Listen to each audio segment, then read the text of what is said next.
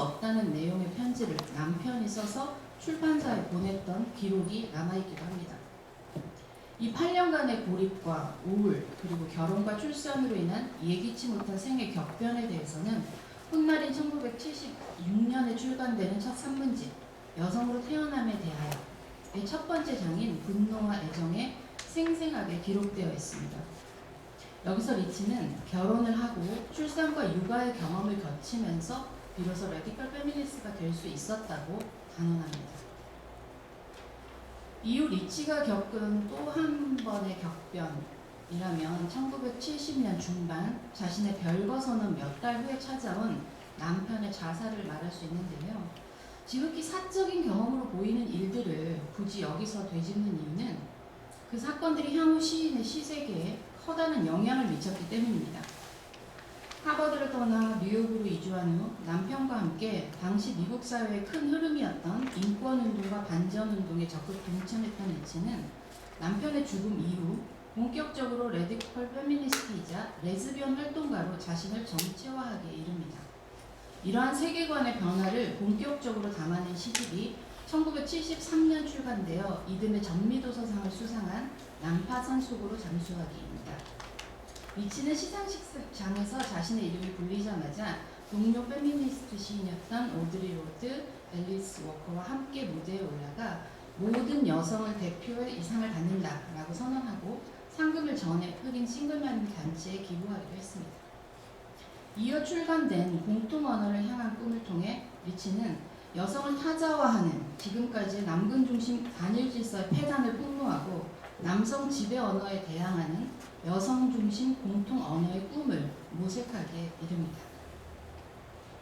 그랬던 시인이 1980년대에 이르러 또 한 번의 큰 변화를 선언합니다. 1984년에 발표된 산문 위치의 정치학을 향하여를 통해 시인은 가부장제가 인종과 문화를 초월한 모든 억압의 보편적 구조이자 제일 많은 근원이라는 레디컬 페미니즘에서 벗어나 젠더뿐만 아니라 인종과 계급, 성 정체성의 측면까지 포괄해 시인으로서 자신의 위치를 재조정할 것을 스스로 촉구합니다. 이 과정에서 시인은 여성이라는 단일한 범주화에 기반한 분리주의나 생물학적 본질주의가 아닌 여성 상호간 차이와 특수성을 어떻게 변증법적으로 지향해 나갈 것인가를 쟁점으로 제안합니다.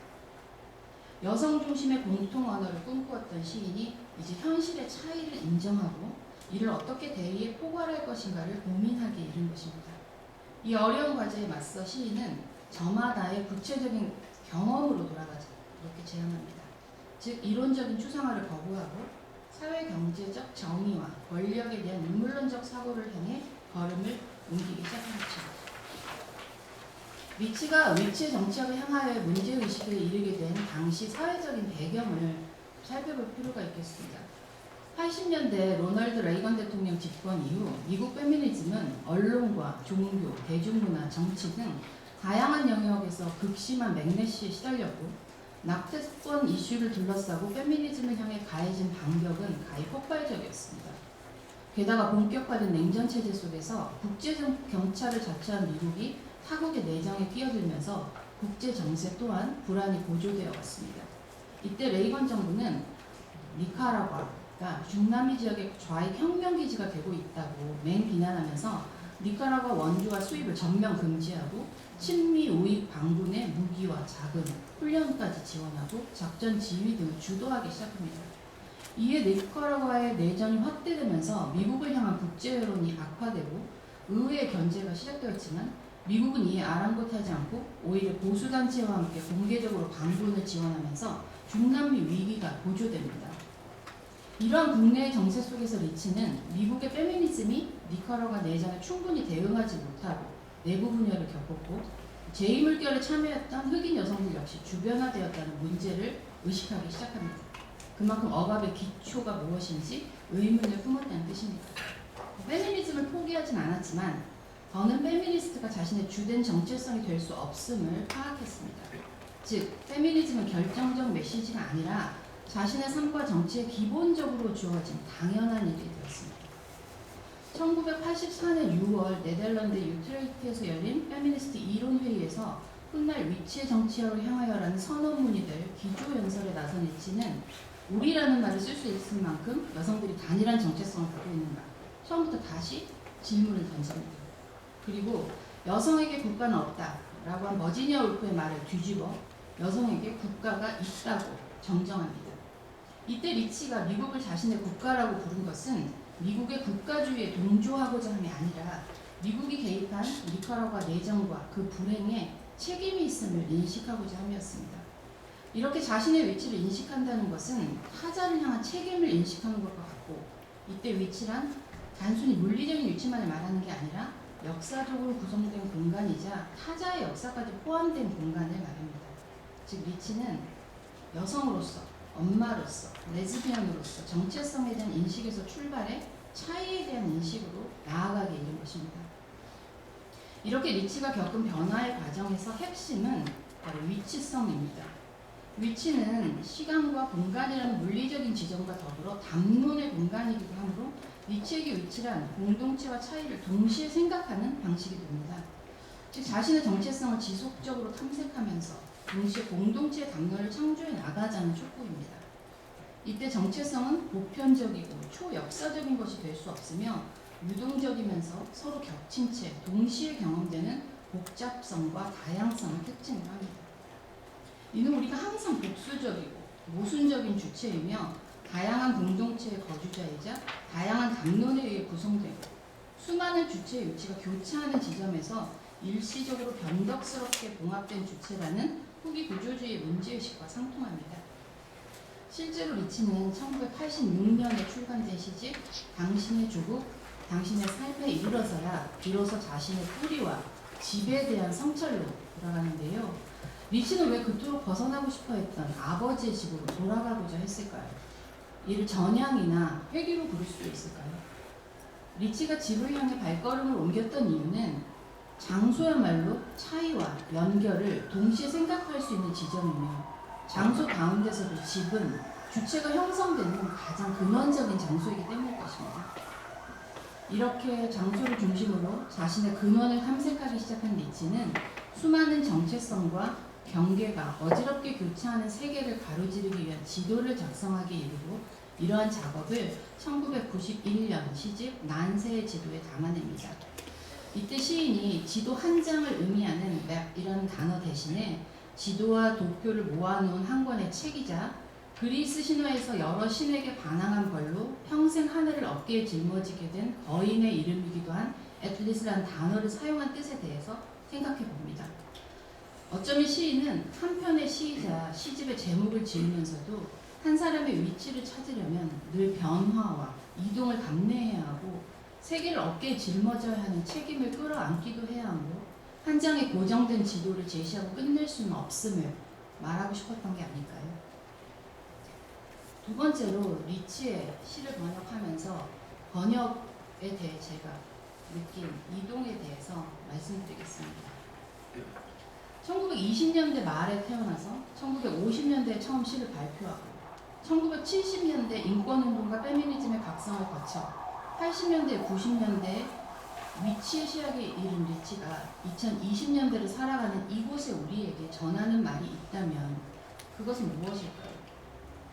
자신의 위치를 찾아 그 자리에서 다시 시작해보자 했던 시인의 시도는 지금 여기에 우리에게 어떤 가능성 혹은 불가능성을 의미할까요? 그 전에 그의 말은 어떤 길을 거쳐서 우리에게 당도할까요? 레이건 정부의 부패와 무능화를 신음하는 미국 서부 농장지대의 전경을 펼쳐보이며 시작했던 난세의 지도에서 현재 우리는 어떤 위치를 찾아볼 수 있을까요? 그 과정에 그림자처럼 함께하는 것이 바로 번역일 텐데요. 위치가 시와 정치 모두에서 찾고자 했던 위치는 과연 번역이 가능할까요? 이런 어려운 질문들을 앞에 두고 어쩐지 리치의 대답이 담겨있는 것만 같은 시를 살펴보겠습니다. 리치 시세계의 첫 번째 큰 변화를 보여주었던 난파선 속으로 잠수하기의 일부분입니다. 나는 난파선을 탐색하러 내려왔다. 단어들이 목적이다. 단어들이 지도이다. 나는 이미 행해진 파괴의 정도와 그럼에도 살아남은 보물들을 보러 왔다. 손전등 불빛으로 비춰본다. 물고기나 해초보다 더 영원한 어떤 것의 측면을 따라 천천히. 내가 찾으러 왔던 것, 그것은 자네 자체이지 자네에 관한 이야기가 아니다. 그 자체일 뿐, 그것을 둘러싼 신화가 아니다. 여기가 바로 그곳이다. 그리고 나는 여기 있다. 진한 검은 머리를 나부끼는 인어 여자와 갑옷 같은 몸에 가진 인어 남자. 우리는 조용히 원을 그리며 난파선 주위를 돈다. 우리는 배 구멍 속으로 잠수한다. 나는 그 여자다. 나는 그 남자다. 우리는, 나는, 너는 소심하거나 용감하거나 이 현장으로 돌아가는 길을 찾는 그 사람. 칼 한 자루, 카메라 하나, 그 안 어디에도 우리 이름이 적혀있지 않은 신화에 관한 책 한 권을 들고 이 시를 읽는 우리는, 아니 적어도 저는 시 안에 어느 인칭 대명사에 속할까요? 번역하는 사람으로서 저는 바로 이 질문을 출발점으로 삼습니다. 원문의 어느 인칭 대명사에 나의 가치를 내릴 것인가? 방금 읽은 시에는 몇 가지 대명사가 등장합니다. 우선 화자인 나가 있고 이 나가 만난 인어 여자와 인어 남자까지 아우르는 우리가 있습니다. 또 마지막 년에 나열된 우리, 나, 너가 있죠. 번역을 위해 자리한 저는 우선 영어로 된 이 시를 읽기부터 시작합니다. 그리고 해석 과정을 발동하죠. 그 순간 저는 해석과 읽기를 구분한 데리다를 떠올립니다. 그는 해석은 목적을 가진 일이며 읽기는 종착점이 없는 무한한 과정이라고 말했습니다. 데리다에 의하면 어떤 텍스트에 확정된 의미가 있는 것은 아니고 오직 끊임없는 해석만이 존재합니다.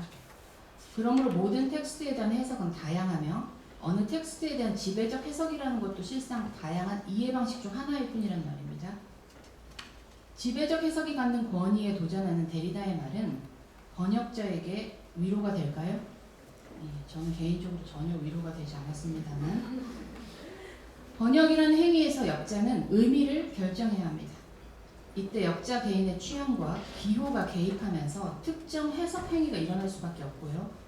다시 말해 의미를 결정하는 과정이 이미 번역을 수행적으로 만들고 원본과 다른 의미를 발생시킬 수밖에 없다는 뜻입니다. 다시 리치의 시 난파선 속으로 잠수하기로 돌아가 보겠습니다. 읽기와 해석의 길에 들어선 저는 우선 시인이 지칭한 나의 자리에 서봅니다. 잠시 리치가 되어보는 거죠. 그런데 읽는 일이라는 게 쓰기 주체가 하는 말을 듣는 일이기도 하므로 저는 저도 모르게 나가 말을 거는 너의 위치로 옮겨가게 됩니다. 이는 저의 의도와 달리 저절로 일어나는 신비에 가까운 일입니다. 저는 너의 자리에서 나의 말을 듣고 동시에 새로운 나가 되어 그의 말을 한국어로 옮기기 시작합니다. 이때 저의 언어는 한국어로 시를 읽게 될 다른 너에게 향합니다. 위치가 계속해서 바뀝니다.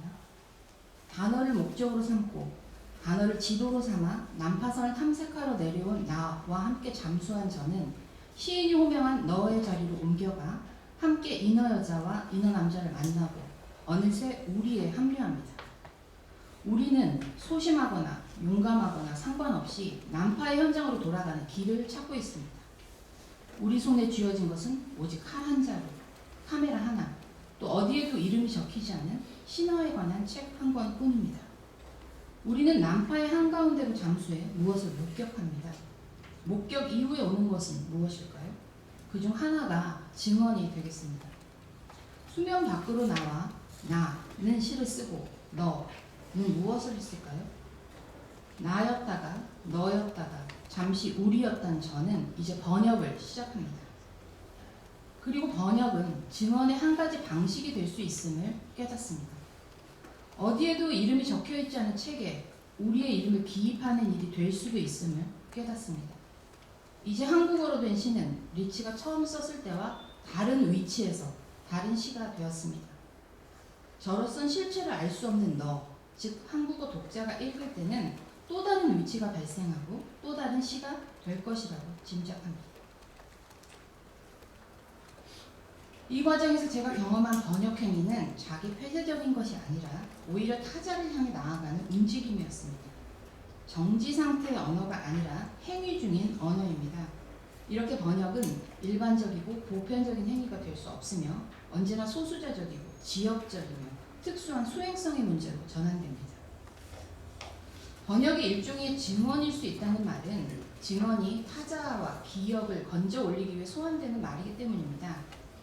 현대 아랍 문학과 제3세계 페미니즘 연구자인 오카마리는 산문 타자의 언어에서 깊은 바닷속에 모인 국적도, 인종도, 언어도, 각자 배경도 다른 사람들을 연결하고 있는 것은 공간과 시간의 동일성과 타자의 언어라고 말합니다. 타자의 경험을 나누어 갖고 타자의 기억을 우리 기억으로 생성하는 것. 다시 말해 타자의 기억을 우리의 기억으로 분유하며 새로운 우리를 스스로 생성하려면 타자의 언어로 연결되어야 하는데 이때 수반되는 행위가 바로 번역입니다. 이때 번역은 단순한 랑그의 차이를 뛰어넘는 것에 그치지 않고 그 너머의 의미층을 이어주는 역할을 해야 하는데 앞서 말씀드린 대로 번역이 고정적이거나 일반적인 영역의 행위가 아니라고 전제한다면 제가 생각하는 최선의 번역은 독자에게 해석의 여지를 남겨주는 것, 즉 스스로 위치를 찾게 하는 것, 그리하여 타자의 언어 자리에 서보게 하는 것이라고 말씀드리고 싶습니다. 그러니까 질문에 대답하는 행위가 아니라 또 다른 질문을 던지는 것, 질문에서 질문으로 이어지는 지도를 제시하는 것이라고요. 인칭대명사의 자리를 이동하며 시를 해석했듯이 원문 안에서 끊임없이 위치를 바꿔가면서 저만의 위치를 발견하는 일, 그리고 새롭게 드러난 너에게 같은 일을 안내하는 것이 번역이 짊어진 가장 무거운 책임이 아닐까 싶습니다. 흔히 번역을 출발어와 도착어 사이에 두는 다리에 비유하는데요. 정말로 그렇게 오작교처럼 납작 엎드리기만 해서 번역이 이루어진다면 얼마든지 엎드릴 수 있겠습니다만 실상 그렇지 않다는 걸 여기 모인 모든 분들이 잘 알고 계시리라고 생각합니다. 번역은 끊임없이 위치의 변동을 겪으면서 타자의 언어와 만나고 또 다른 만남을 발생시키는 일이라는 점에서 가교보다는 오히려 변신이나 둔갑에 가깝다고 생각합니다. 꼬리 9달린 여우가 인간으로 둔갑하기 전에 재주 넘는 장면을 한번 상상해 보십시오. 얼마나 분주하고 정신이 없습니까? 실제로 번역은 우아하고 정적인 행위보다는 이렇게 정신사납고 어지러운 행위에 가까울 것입니다. 제3세계의 시를 직접 번역해 미국 독자들에게 소개하기도 했던 리치 역시 번역의 어려움을 깊이 이해하고 있었던 것으로 보입니다. 2009년 출간된 마지막 산문집 인간의 눈에 수록된 산문 시와 잊힌 미래에는 시와 시의 번역이 불러오는 에너지의 교환 효과에 대한 언급이 있습니다. 잠시 인용문을 읽어보겠습니다. 나는 지금 문학의 상호 텍스트성이나 세계 시에 관해 말하는 것이 아니다. 뮤리얼 루카이저가 시의 의식을 교환하면서 존재 조건의 변화에도 영향을 미칠 수 있다 라고 말한 에너지의 교환에 대해 말하고 있다. 아까 박선원 선생님이 집신벌레 시 소개해 주셨잖아요. 네. 번역은 그 에너지의 교환을 배신할 수도 있고 가능하게 할 수도 있다. 나는 오늘 그리고 평생 시란 무엇이 될 수 있는가에 관한 측면에서 번역에 의존해왔다. 번역은 언어와 문학의 무역 경로이자 이월 수단이다. 그리고 누가 번역되고 누가 번역하는가, 누가 어떻게 그 작품을 완성하고 유통시키는가의 문제 역시 권력과 언어가 불균형한 세계에서는 정치적인 질문이 된다. 삼강무역이 번역의 본질적인 고통임을 잊지 말자. 이 대목을 번역하면서 저는 좀 많이 위로를 받았던 것 같아요. 네, 저는 무역업자였습니다. 그것도 고통스러운 삼강무역업자죠. 리치는 인간의 역사가 순수하고 단순하지 않은 것처럼 시 역시 순수하고 단순하지 않으며 비단이나 커피, 석유, 인간의 육체처럼 무역 경로가 있었다고 말합니다. 또 예술과 사회 사이에 투과막이 있어서 끊임없이 변증법적인 움직임이 발생한다고도 했습니다. 조수가 강호기를 소금물로 만들고 강물이 바다로 흘러드는 것처럼 예술이라는 물질은 사회적 에너지의 혈류 안으로 흘러들어갑니다. 즉 부르고 응답하는 과정이 발생합니다. 이것이 리치가 생각한 시 혹은 예술이 하는 일이고 번역 역시 그 과정에 개입해 함께 이동하고 변화합니다. 그 변화가 일어난 정확한 장소를 알아내는 것은 불가능하고 그 순간을 추적하거나 정량화할 수 없지만 적어도 한 가지는 분명하게 알 수 있습니다. 리치의 시를 읽고 그의 언어를 한국어로 옮기는 과정에서 제가 희미하게 깨달은 것들을 바로 리치의 글에서 발견했기에 오늘 발표의 마지막은 리치 언어로 마무리하겠습니다. 시에는 언제나 이해되지 않는 것, 설명되지 않는 것, 우리의 열렬한 관심 속에서, 우리의 비평 이론에서, 교실에서, 늦은 밤 논쟁 속에서 살아나는 것이 있다. 시인이자 번역가인 아메리코 페라리의 말을 인용하겠다. 시에는 언제나 시와 세계 사이 살아있는 관계의 중심이 도대체 어디에 존재하는지 말할 수 없는 면이 있다. 시와 세계 사이 살아있는 관계는 바로 어려운 지식, 그리고 현실에 참여하는 시인이 작업을 계속하는 수술실이다. 감사합니다.